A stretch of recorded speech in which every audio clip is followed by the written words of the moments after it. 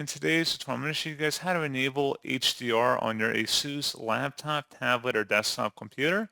So this should hopefully be a pretty straightforward process here, guys. And without further ado, let's go ahead and jump straight into it.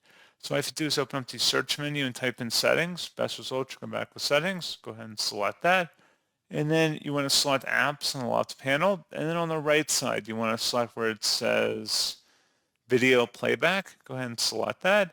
And then assuming your system supported it, if you select the related HDR setting here, you'd see if it was supported or not underneath display capability.